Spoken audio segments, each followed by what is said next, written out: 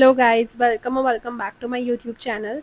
In today's video we will discuss chapter 3 that is money and inflation. ये class 12th economics के अंदर का जो है chapter है, class 12 GSEB board, and today we will start from part 2 of this chapter and that is meaning of money, functions of money, और इसके 3 function जो है main function वो हम देखेंगे और कितने टाइप्स के मनी होते हैं ये भी हम देखेंगे. ऑलरेडी मैंने आपको टाइप्स ऑफ मनी का जो ओवरव्यू है वो पार्ट 1 में दे दिया था. So if you haven't watch part 1 then you can check it out on my channel. I will give the link of playlist in the description box below. मैंने class 11 economics और 12th की भी मैं videos डालती रहती हूँ, so you can check that out. So सबसे पहला है मीनिंग ऑफ मनी. मनी क्या है तो सिंपल और लेमन लैंग्वेज में हम बोल सकते हैं अगर हमें कोई भी चीज़ को एक्सचेंज करना है, अगर बिना डाउट के, अगर कोई इन्वेस्टिगेशन ना करे और किसी चीज़ का एक्सचेंज हमें करना है तो इसको हम मनी बोलते हैं.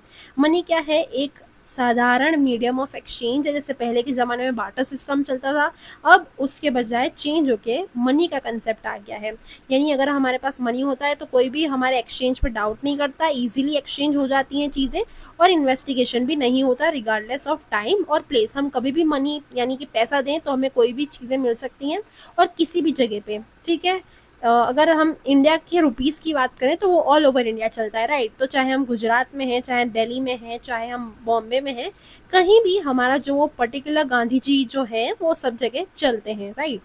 According to Marshall, money is that medium which is used as a means of exchange without any doubt, investigation, regardless of time. यानी कोई भी समय एक्सचेंज हो सकता है और किसी भी जगह पे हो सकता है within India.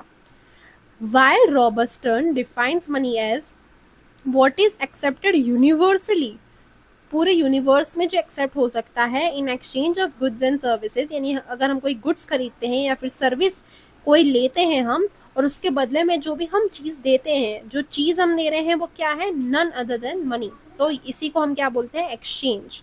रॉबर्ट्स ने यही बोला है, रॉबर्टसन ने, कि what is accepted universally in exchange of goods और सर्विसेज दैट इज मनी. दस that which performs the functions of money is called money. In order to understand money, it is necessary to understand the functions of money. अगर हमें money को understand करना है कि money actually में है क्या, तो उसके लिए सबसे पहले हमें फंक्शंस ऑफ मनी यानी मनी जो है वो कहाँ कहाँ किस किस तरह हमें यूजफुल होता है वो उसके हमें फंक्शन देखने होंगे. तो फंक्शंस ऑफ मनी में सबसे पहला है money as a medium of exchange. Money क्या है? यानी कि कोई भी चीज़ का हमें एक्सचेंज करना है तो बिना एनी डाउट, बिना कोई भी इन्वेस्टिगेशन करें हम एक्सचेंज कर सकते हैं बिना टेंशन लिए. इसी को हम बोलते हैं मनी. मनी कुछ भी नहीं है, सिंपली मीडियम ऑफ एक्सचेंज है. यानी कोई भी चीज़, अगर हमें सर्विस लेनी है, हमें बाल कटवाने जाना है, हमें स्कूल की फ़ीस भरनी है, हमें कॉलेज की फ़ीस भरनी है, या फिर हम ग्रोसरीज लेने भी जा रहे हैं, तो ये क्या है? हम पैसे देते हैं और उसके सामने हमें कुछ चीज़ मिलती है, चाहे वो सर्विस हो सकती है या फिर वो गुड्स हो सकता है. The most important function of money is to act as a medium of exchange and trade. It removes the limitation. यहाँ पे कौन सी लिमिटेशन बार्टर सिस्टम की जो है वो मनी में नहीं आती है? तो ये वाली limitation, double coincidence of want. ठीक है, ये लिमिटेशन जो है वो मनी ओवरकम कर लेता है and makes exchange easier. Exchange जो भी है वो ईजी हो जाता है when we have money. The farmer can get money in exchange of wheat. अगर कोई फार्मर है, उसको अगर वीट बेचना है तो उसके एक्सचेंज में वो क्या लेगा? मनी लेगा. लेकिन बार्टर सिस्टम में क्या होता था? उसको बदले में कुछ और मिलता था जब मनी का डेवलपमेंट नहीं हुआ था तब. Then and then from that money he can buy clothes. और फार्मर ने जो भी वीट बेच के जो पैसे कमाए हैं उसके बदले में वो क्लोथ्स ले सकता है, राइस, घी, कुछ भी ले सकता है, जो भी उसको नीड है, जो भी इसकी वांट है उसको सेटिस्फाई करने के लिए. And individual can spend money to satisfy his present demand of goods and services and also save the money for future needs, for future safety, for goods and services. यानी कोई भी individual जो है वो अपनी प्रेजेंट डिमांड के लिए तो खर्चा करता ही है, लेकिन फ्यूचर के लिए भी वो सेविंग्स करके रखता है. जैसे हमारे सबके घर में जो है वो पेरेंट्स क्या करते हैं? सेव करके रखते हैं मनी फॉर एनी इमरजेंसी या फिर कुछ भी अनसर्टेनिटीज आ जाए फ्यूचर में उसके लिए.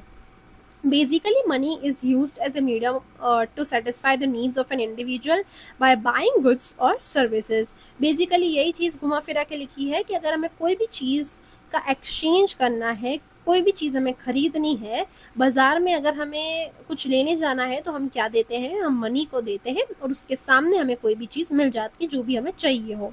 तो इससे क्या होता है, जो लिमिटेशन थी वाटर सिस्टम के, डबल कोइंसिडेंस ऑफ वांट, वो जो है वो उत्पन्न नहीं होती है और फार्मर को जो भी चाहिए वो आराम से शांति से ले सकता है बिना हिचकिचाहट किए हुए। Money as a store of value इसका सेकंड फंक्शन है। किस चीज़ का, तो मनी का ये सेकंड फंक्शन है। क्या है, तो मनी को जो है हम स्टोर करके रख सकते हैं और ये सड़ता नहीं है बेसिकली। बाकी सारी चीज़ें जैसे हमने एनिमल मनी जो पहले देखा था, जो पहले चलता था, या फिर बार्टर सिस्टम में कुछ और हमने लेके रख लिया जो कि पेरिशेबल नेचर का है, तो उसको स्टोर करने में मुसीबत आती थी और उसकी शेल्फ लाइफ अगर कम है तो वो हो भी सकता है वो चीज़ सड़ जाए, या फिर मॉर्टल अगर चीज़ें हैं जैसे एनिमल्स हैं, काउ, बफेलो, हॉर्स, इस टाइप की जो हमने चीज़ें देखी थी वो मॉर्टल होती हैं, इमॉर्टल नहीं होती, यानी कि उनकी डेथ आती ही आती है। तो ये क्या है, हम उस चीज़ को स्टोर नहीं कर सकते for a long time period. तो मनी को हम क्या कर सकते हैं, स्टोर कर सकते हैं, और यही बार्टर सिस्टम की लिमिटेशन को जो है वो अच्छी तरह जो है वो निकाल देती है और मनी का इसलिए हम यूज कर पाते हैं। Another function of money is a store of value. If a person produce goods and services in exchange for other goods and services, but saving wealth for future needs of goods and services were difficult before the use of money as means of exchange. यानी जब money का निर्माण नहीं हुआ था तो हम savings जो भी हमारी है, जो भी हमारी वेल्थ है, वो फ्यूचर के लिए हम बचा के नहीं रख पाते थे। और यही बहुत बड़ा इसका डिसएडवांटेज था कि अगर हम फ्यूचर के लिए नहीं बचाएंगे और भगवान न करे कुछ हो गया, इफ एनी अनसर्टिनिटी जो है वो आ गई, तो हम क्या करेंगे। So this was the main problem. लेकिन मनी आने के बाद, मनी का इन्वेंशन होने के बाद ये सारी चीज़ें जो है वो सॉल्व आउट हो गई थी। Animals were मॉर्टल and a long term savings of value was not possible using them. This made money the most successful means of storage of value in terms of time. It is easy to have money as storage of value. It became possible to get money in exchange of crops and save the money for future needs to buy goods or services. वही बातें लिखी हैं जो मैंने समझाई थी आपको. Another advantage, एक और एडवांटेज मनी का क्या होता है, तो it could be used as standard of deferred payment. ये जो है हिडन हमारा जो है एडवांटेज लिखा है, ये हम यहाँ पे लिख देते हैं, इसको थोड़ा हाईलाइट कर देना अपनी टेक्स्ट बुक में. डिफर्ड पेमेंट का मतलब क्या होता है, तो यहाँ पे हम लिख देते हैं फ्यूचर पेमेंट. यानी अगर हमने कोई चीज़ लेट सपोज हायर परचेज पे खरी है, या फिर सिंपली हमने ईएमआई पे, जैसे हम फ़ोन, बहुत से लोग होते हैं आईफोन जो है वो इंस्टॉलमेंट पे उसका जो है पैसा भरते हैं, थोड़ा अभी बढ़ा, थोड़ा कुछ महीने बाद बढ़ा, तो ये क्या है, डिफर्ड पेमेंट. यानी हम फ्यूचर में पेमेंट कर सकते हैं धीरे धीरे, जैसे जैसे हमारे पास पैसे आएंगे वैसे वैसे हम पेमेंट कर सकते हैं किसी भी चीज़ का. लोन का इन्वेंशन हुआ, ईएमआई हुई, हायर परचेज हुआ, तो ये सब किस वजह से हुआ, तो मनी का इन्वेंशन हुआ, इसकी वजह से. तो हायर परचेज जैसे डिफर्ड पेमेंट मतलब फ्यूचर हमें, यानी कि हम कोई भी चीज़ का जो है फ्यूचर में पेमेंट कर सकते हैं. अगर हमने वो चीज़ आज खरीदी, जैसे आईफोन आज खरीदा, हमारे पास आज आ गया, तो फिर भी हम उसका पेमेंट जो है वो फ्यूचर में कर सकते हैं. That is the meaning of deferred payment, that is future payment. This characteristics of money became important for the entire system of credit. Credit मतलब उधार पे पैसे देना, hire purchase and installment payment. ठीक है. थर्ड हमारी क्या है, तो फर्स्ट हमारी थी मीडियम ऑफ एक्सचेंज, सेकंड हमारा फंक्शन आया स्टोर ऑफ वैल्यू, थर्ड हम ये वाला भी गिन सकते हैं डिफर्ड पेमेंट वाला, लेकिन हम थर्ड इसको गिनते हैं. कौन सा है, तो मेजर ऑफ वैल्यू. मनी आया तो हम चीज़ों का जो है वो भाव ताल कर सकते हैं. पहले जो है डिफिकल्टी आती थी कि अगर मेरे पास 2 किलो राइस है और सामने वाले के पास 1 लीटर दूध है, तो एक्सचेंज कैसे होगा, डिनोमिनेटर सेम नहीं था तो. लेकिन यहाँ पे मनी जो है वो एज ए डिनोमिनेटर काम करता है, और इसी की वजह से जो है मेजर करना चीज़ों को बहुत आसान हो गया है as compare to barter system में जो था. Money plays an important role as a measure of value in barter exchange system. It was difficult to remember the exchange rate and value of each of the goods or services. For 20 kg of wheat equals to how much kg of rice? अगर 20 kilo wheat है तो कितना kilo rice होना चाहिए अगर हमें exchange करना है तो ये कैलकुलेट कैसे होता था, ये तो बहुत सारी डिफिकल्टी आ जाती थी. एक्सचेंज रेट ध्यान में रखने पड़ते थे, क्या बाजार में भाव चल रहा है, कितने पे लोग एक्सचेंज कर रहे हैं, तो this were the difficulties. Equal to how much metre of clothes, equal to how much kg of ghee. while on the other hand money makes this easier, allowing the value of different goods or services to be compared and assess against each other. लेकिन money आने के बाद अगर हमें कोई भी चीज का जो है कंपैरिजन करना हो या फिर ढूंढना हो, असेस करना हो, तो वो इजी हो गया है। कोई भी चीज का हमें भाव निकालना इजी हो गया है। Money implies the price system, allowing the measure of price of each goods or services which can be compared to each other. It also allows faster decision making and exchange. Money आने के बाद जो decision लेने की power हो गई, जो exchange करने की क्षमता हो गई, वो सबकी बढ़ गई थी, फास्ट हो गई थी। क्यों? क्योंकि मनी आने के बाद इतना हमें सोचना नहीं पड़ता था कि इतने केजी के बदले में हमें क्या देना होगा या फिर कितना केजी देना होगा सामने वाले को। तो ये सारी चीजें का सॉल्व आउट हो गया था मनी आने के बाद। Problem was solve out after invention of money. ठीक है, तो ये 3 से लेके 4 हमारा फंक्शंस था, ऑलमोस्ट 4 ही हैं अगर हम स्टैंडर्ड ऑफ डिफर्ड पेमेंट को ध्यान में रखते हैं तो इतना इजी सा टॉपिक था। आई होप आपको समझ में आ गया होगा। अब हमारा लास्ट टॉपिक क्या है? Types of money. अगर आपने ध्यान दिया हो तो मैंने प्रीवियस वीडियो में समझाया था। जैसे सबसे पहले बार्टर सिस्टम था, फिर एनिमल्स का एक्सचेंज होने लगा था, धीरे धीरे करके मेटल्स आए, फिर कॉइन्स आए, पेपर मनी आया, प्लास्टिक मनी आया, डिजिटल मनी जैसे UPI and all, and crypto currency आया। यही सारी बातें यहाँ पे भी लिखी हैं टाइप्स ऑफ मनी में। Since the time of barter system, animals or precious stones were used as a means of exchange. Barter system के समय क्या होता था? कमोडिटियां यूज होती थी या फिर एनिमल्स यूज करे जाते थे कोई भी चीज का एक्सचेंज करना हो तो। Thereafter, metal coins came into existence, which were followed by government-regulated notes and currency coins.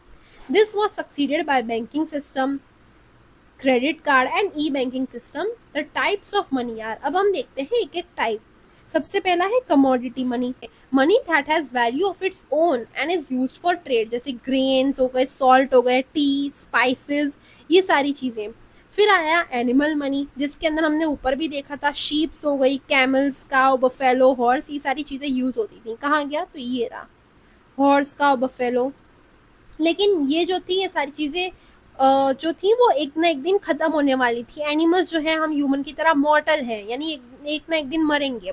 तो इसकी वजह से इसको कैंसिल आउट करके दूसरी चीज लाई गई जो कि थी मेटल मनी, जैसे कि गोल्ड, सिल्वर, कॉपर, ये सारी चीजें यूज होने लगी थी एंशिएंट टाइम पे। और यहाँ पे क्या होता था?